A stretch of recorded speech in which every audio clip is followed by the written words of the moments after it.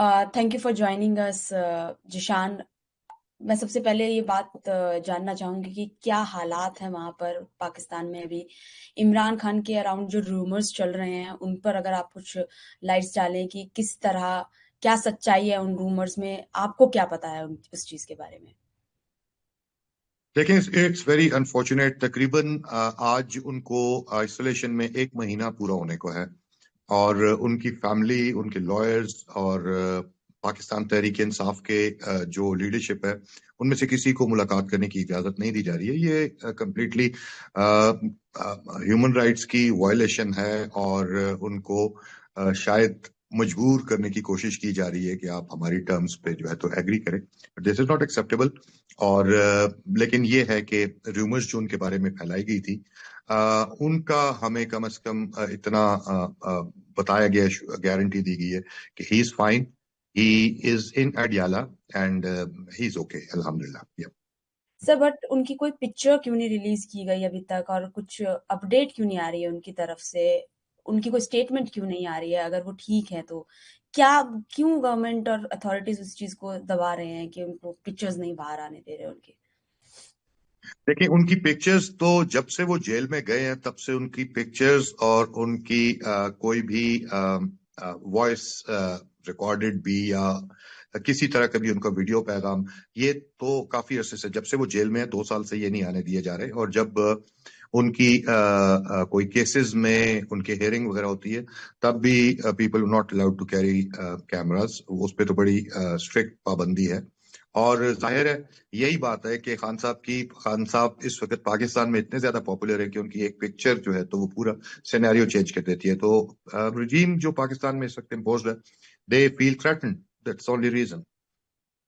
Sir जो शुरू में जब उनको अरेस्ट किया गया तब बहुत ज्यादा प्रोटेस्ट हुए हैं और फिर लोगों ने बहुत ज्यादा, इंटरनेशनल कम्युनिटी ने भी सवाल उठाए। बीच में कम हो गया था, अब जब से ये रूमर्स चले हैं उसके बाद बहुत काफी बढ़ गया है। उनके बेटे ने एक पोस्ट किया जिसके बाद एक फ्रेंजी शुरू हो गई सोशल मीडिया पे, लोगों ने सपोर्ट दिखाया, क्वेश्चन करना शुरू किया गवर्नमेंट को।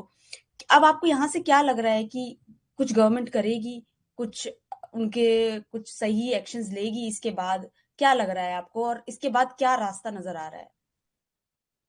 देखिए, इसके बाद हमें तो आपको आइडिया डेफिनेटली होगा। पाकिस्तान में जो इस वक्त चल रहा है, कॉन्स्टिट्यूशन को बिल्कुल डिसफिगर कर दिया गया है। आपकी जो कोर्ट्स हैं, इवन सुप्रीम कोर्ट, उसको बिल्कुल आप ये कह सकते हैं कि जो एग्जेक्टिव है उसके मातहत कर दिया गया है। लेकिन इसके बाद हमारे पास और कोई, जब आपके पास अदालत का दरवाजा भी बंद हो जाए, आपसे पॉलिटिकल एक्टिविटी पे भी आपकी पाबंदी लग जाए, तो then there is only one way left, और वो यही है हमारे पास कि हम एज अ पार्टी और पाकिस्तान पूरा, बल्कि हम रोड्स पे निकलेंगे, एहतजाज करेंगे। ये हमारा पॉलिटिकल राइट है जो हम कभी भी सरेंडर नहीं करेंगे। सर जो ये आप कोर्ट का दरवाजा, कोर्ट की जो बात कर रहे हैं, ये आप 27 कॉन्स्टिट्यूशनल अमेंडमेंट को लेकर बात कर रहे हैं जो अभी अभी अमेंडमेंट हुए हैं, जिसके अकॉर्डिंग एक नया कोर्ट तैयार होगा जिसमें काफी कंट्रोल रहेगा गवर्नमेंट का, कि किसकी अपॉइंटमेंट हो रही है, आप उसके बारे में बात कर रहे हैं? और वो किस तरीके जी से जी। अगेंस्ट काम करेगा? जी जी, 26 और 27 अमेंडमेंट्स जो ही हैं, इसमें आप कह सकते हैं कि पाकिस्तान में जुडिशरी को totally totally it's been given under the control of the executive. ठीक है, ये तो मतलब आप सब जानते हैं, जहां पे भी आप भी डेमोक्रेसी में रह रहे हैं, तो जहां पे एग्जीक्यूटिव और जुडिशरी आपस में मर्ज कर रही है, तो बड़ा पावर्स का सेपरेशन का तो एक बड़ा डेमोक्रेसी का बुनियादी एक टेनेंट है जिसको पूरी दुनिया में जो होता है। और जब गवर्नमेंट के अंदर जुडिशरी काम करेगी तो किस तरह से आपको इंसाफ देगी? आप इस अमेंडमेंट के बाद आप क्या ये उम्मीद कर रहे हैं कि पीटीआई के अगेंस्ट और भी ज्यादा क्रैकडाउन होगा आगे चलकर? देखें, पीटीआई के अगेंस्ट और क्रैकडाउन क्या कर सकते हैं? पीटीआई तो ऑलरेडी लीडर उनके जेल में है। आपकी जितनी हमारी पीटीआई की जो लीडरशिप है उनको mostly they been convicted in false cases.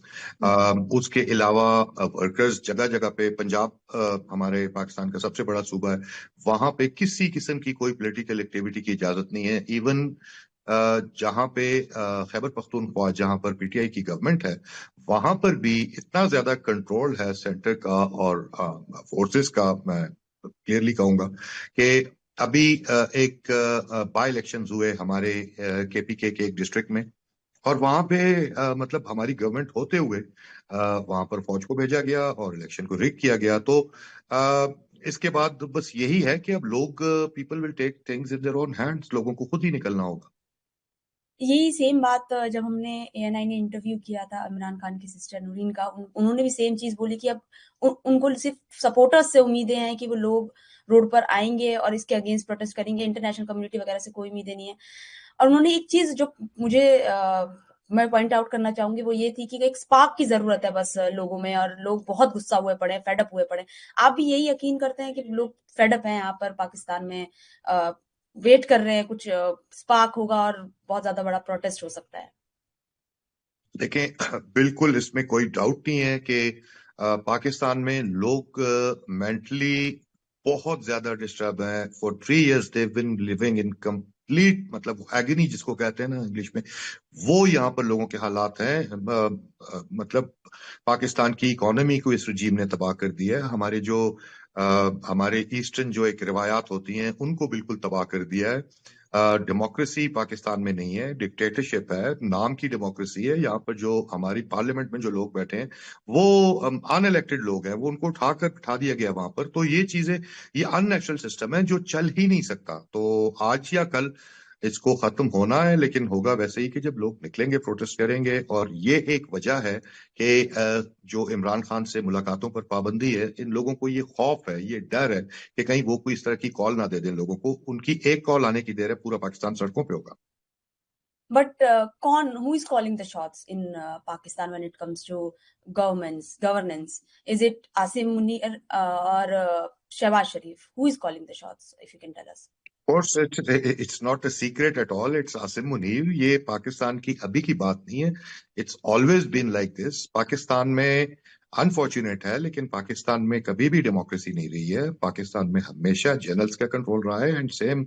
और मतलब ये एक कल्मिनेशन है उस पावर की जो आफ्टर इंडिपेंडेंस आप कह लें 7-8 डेकेड्स में, जो इन्होंने अपने आप को, अपनी पोजीशनिंग जिस तरह से खुद को कंसोलिडेट किया है, ये आके उसका एक आप इसे कह लें कि एक जगह पे अब आपको सही वो शक्ल नजर आ रही है सब चीजों को। मतलब आप ये सोचें कि you in India can not even think of, mostly मेरा जहां तक ख्याल है, मेरा इंडिया के जो दोस्त हैं उनसे जिनसे रब्ता रहता है, they don't even know the names of that service chiefs. हमारे यहाँ पे हर शॉट हर शॉट जो है तो वो कहाँ से कॉल होता है, it's an open secret, whole world knows. आप अक्टूबर में इलेक्शन जीते थे, आप पार्लियामेंट का पार्ट हैं। आपके अकॉर्डिंग अभी पार्लियामेंट में वो चीज बची हुई है कि वहां आप अपनी वॉइस रेज कर सकते हैं और इस मुद्दे को उठा सकते हैं जो जो एट्रोसिटीज इमरान खान के साथ और पीटीआई के वर्कर्स के साथ हो रही है?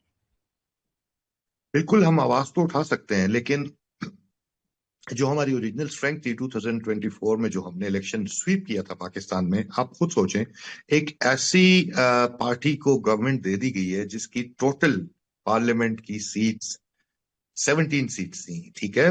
और फिर छीन के, कभी रिजर्व सीट पे हमारा डाका डाल के, रिगिंग के जरिए मुख्तलिफ तरीकों से अब वो इस जगह पे पहुंच चुके हैं कि आपके सामने हैं। उन्होंने कॉन्स्टिट्यूशनल अमेंडमेंट्स भी कर लिए, जिसके लिए आपको 2/3 मेजोरिटी चाहिए होती है, ठीक है। तो when it comes to number 40 ही, लेकिन वो उनके पास नंबर्स हैं, we can raise our voice. But बात वही है कि पार्लियामेंट के अंदर से ये चीज चेंज नहीं आएगी। ये ओवरऑल जब तक लोग सड़कों पे और पूरे मुल्क में लोग नहीं निकलेंगे तो मेरे नहीं ख्याल की कोई चीज बदलेगी। बट आपको क्या लगता है कि इंटरनेशनल कम्युनिटी फेल हो गई है ये चीज कॉल आउट करने में? हम जिस तरीके की इकोनॉमी देखते हैं ट्रंप में और आसिम मुनीर में, जो कि मैं उनसे बात कर रही थी, जो इंटरव्यू मैंने इमरान खान की सिस्टर का किया, उन्होंने बोला कि डिक्टेटर हैं आसिम मुनीर। तो जिस तरीके से फ्रेंड बुलाते हैं ट्रंप उनको, और फिर जिस तरह की मुलाकातें होती हैं, तो आपको ऐसा लगता है कि इंटरनेशनल कम्युनिटी फेल हो गई है इस डायरेक्शन में कॉल आउट करने पर?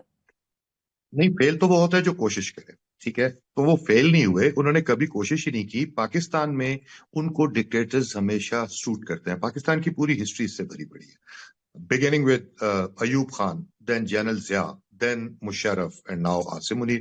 तो ये लोग सूट करते हैं। It's easy to deal with one person than to deal with the whole parliament, क्योंकि उसमें तो लोगों की आवाज रिफ्लेक्ट होती है। तो एक बंदे को वो कंट्रोल कर ले तो वो एक तरह से पूरे मुल्क को कंट्रोल करना चाहते हैं इस तरीके से।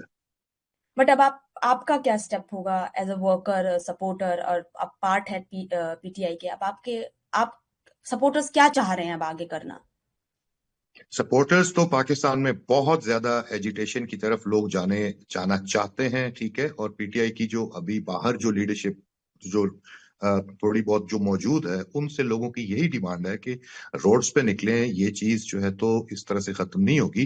आपको रोड्स पे निकलना होगा, इस रजीम को आपने बिल्कुल टक्कर देनी होगी, उसके बाद ही चीजें ठीक होंगी। वरना अदरवाइज ये इसको लोग ही अंडू कर सकते हैं, जो ये कॉन्स्टिट्यूशनल अमेंडमेंट्स और जो कुछ पाकिस्तान में हो रहा है। अदरवाइज और कोई रास्ता नहीं बचा, ना अदालतें हैं ना पार्लियामेंट है, वन मैन रूल है पाकिस्तान में, तो ये तो नहीं चल सकता। तो डेफिनेटली लोगों का तो बिल्कुल रेडी। आप क्या उम्मीद हार चुके हैं कि गवर्नमेंट से बात करने का कोई एक रास्ता निकल सकता है कि इमरान खान को बाहर आने दें? और जो आपने डील की बात करी, मुझे ये भी जानना है कि किस तरह की डील की बात कर रहे हैं? क्या हम आप कंट्री छोड़कर चले जाएं, हम आपके अगेंस्ट एक्शन नहीं लेंगे, इस तरह की डील की बात कर रहे हैं जो पहले से चलती आ रही है, हमने देखा है?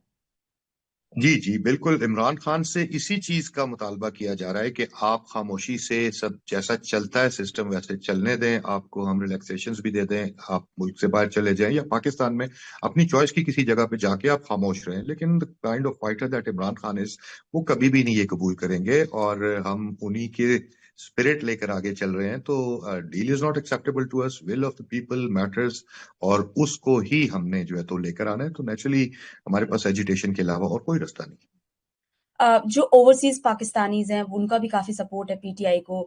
उनके लिए आपका क्या मैसेज है कि वो किस तरीके से सपोर्ट कर सकते हैं? वो पाकिस्तान में नहीं है, एजुटेशन नहीं कर सकते, बट वो बाहर से कैसे सपोर्ट कर सकते हैं? बिल्कुल, पाकिस्तान में देखें जी, इस वक्त एक मार्शल लॉ प्लस है, ठीक है। यहाँ पर लोगों को आजादी से बोलने की इजाजत नहीं है, लोगों को पॉलिटिकल एक्टिविटी करने की इजाजत नहीं है। लेकिन जो पाकिस्तान से बाहर के लोग हैं, और ये सिर्फ पाकिस्तानियों के लिए नहीं, जो भी शख्स जमहूरियत में, डेमोक्रेसी में, रूल ऑफ लॉ में, कॉन्स्टिट्यूशनलिज्म में बिलीव रखता है, उसको आवाज उठानी चाहिए। ये ब्लेटेंट वायलेशन हो रही है पाकिस्तान में, तो ओवरसीज पाकिस्तानी से हम ये एक्सपेक्ट करते हैं कि जो चीज पाकिस्तान में लोग पाबंदियों की वजह से नहीं कर सकते, आप उस पर आवाज उठाएं। आप दुनिया के इज्तिमाई जो उनका जमीर है, आप उसको जगाने की कोशिश करें। मेरा जो लास्ट क्वेश्चन है वो पीटीआई के फ्यूचर को लेकर है। बहुत खत्म करने की कोशिश करी कि इलेक्शन नहीं लड़ने देना, बिल्कुल बिखेर देना, लीडर को अरेस्ट कर लेना, उनको अभी तक वो जेल में है। अब क्या है पीटीआई के लिए? आपको कोई फ्यूचर नजर आता है पीटीआई के लिए? बिल्कुल नजर आता है। वो तो आप कोई भी स्टेट या सेट मीडिया जिसको मैं कहता हूं, आप जिसको गोदी मीडिया कहते हैं, आप उसके अलावा आप सोशल मीडिया उठाकर देख लें, आपको पता लग जाएगा कि देखें, इमरान खान एक एक एक इंडिविजुअल या एक शख्सियत नहीं है, he has become an ideology, ठीक है। और वो जो हमारे मुल्कों की जो हम साउथ एशिया के हम जितने लोग हैं, हमारी ज्यादा, आपको भी पता है, हमारी जो पॉपुलेशन है वो यंग लोग हैं उसमें ज्यादा, ठीक है। और अगली 2-3 जनरेशन्स तक तो ये आइडियोलॉजी उनके दिलों में बस चुकी है। तो PTI is a bright future. और इस तरह के जब आप हालात आप पे आते हैं, किसी पे भी आते हैं, तो it brings out the best in you, that's what's happening to PTI. और अच्छे लोग जो इन चीजों पे दिल से बिलीव करते हैं, जो इन वैल्यूज को लेकर आगे चलना चाहते हैं, वो लोग सामने आ रहे हैं। PTI is a very bright future. इन्होंने दबा कर देख लिया, बहुत कुछ करके देख लिया, लेकिन जितना इन्होंने प्रेस किया पीटीआई को, पीटीआई उतनी ज्यादा मजबूत हुई है। बट जैसे एक और क्वेश्चन जो मेरे माइंड में भी आया, जिस तरीके से प्रोटेस्ट लास्ट टाइम हुए थे वहां बहुत ज्यादा वायलेंस देखने को मिली थी। अभी भी लोगों को एजिटेशन करने की लग रहा है कि लोग एजिटेशन करने पा रहे वाले हैं, बट फिर भी वायलेंस का डर सबको रहता है। तो वो ना हो उसके लिए क्या आपको लग रहा है कि गवर्नमेंट रुकेगी वायलेंस ना करने से? क्या है लग रहा है आपको?